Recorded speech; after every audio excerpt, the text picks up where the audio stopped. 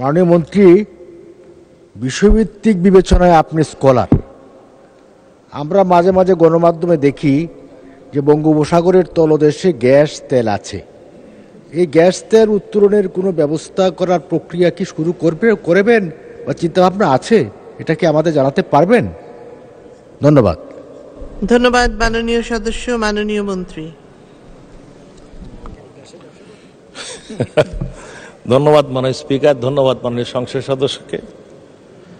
আমরা 2017 সালে এবং 16 সালে আমরা প্রস্তুতি নেই গভীর সমুদ্রে আমাদের খনিজ পদার্থ আহরণের ব্যাপারে, এবং তার মধ্যে বিশেষ করে গ্যাস এই বিষয় আহরণ করার জন্য আমরা মাল্টি ক্লায়েন্ট সার্ভে করার জন্য প্রস্তুতি নেই। তার আগে মুহূর্তে আমরা প্রায় 2টি কোম্পানিকে 3টি ব্লক মিয়ানমারের বর্ডারের সাথে দিয়েছিলাম। 3টি ব্লকে কনকফিলিপস এবং পস্কো দেইউ, তারা ওখানে সার্ভে করার পর 2D করার পরে পরবর্তীকালে তারা সরে যায়। তাদের ওখানে ফিজিবল হয় না যে পরিমাণ তারা দেখতে পাচ্ছে যে গ্যাস আছে সেখানে।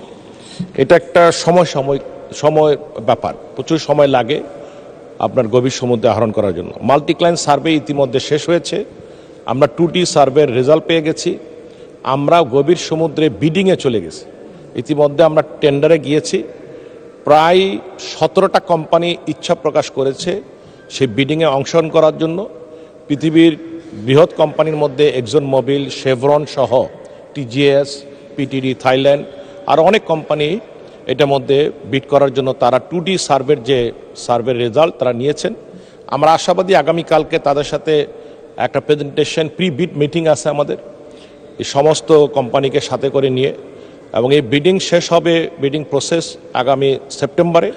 আমরা আশাবাদী সেপ্টেম্বরে বিডিং প্রসেস শেষ হওয়ার পরে আগামী 5 থেকে 6 মাস পর আগামী বছরের মাঝামাঝি সময় আমরা কোম্পানিকে নিয়োগ দিতে পারবো, বিভিন্ন কোম্পানিকে বিভিন্ন গভীর সমুদ্রের ব্লকগুলিতে, এবং তারা প্রায় এইসব জায়গাতে 3D সার্ভে করবেন, ড্রিল করবেন, এবং প্রায় 20 থেকে 30 বিলিয়ন ডলার ইনভেস্টমেন্ট করার পরে 7 থেকে 8 বছর পর আমরা যদি সেখানে গ্যাস থাকে আমরা সেই গ্যাস উত্তোলন করতে পারবো, তেল থাকলে তেল উত্তোলন করতে পারবো। ধন্যবাদ মাননীয় স্পিকার।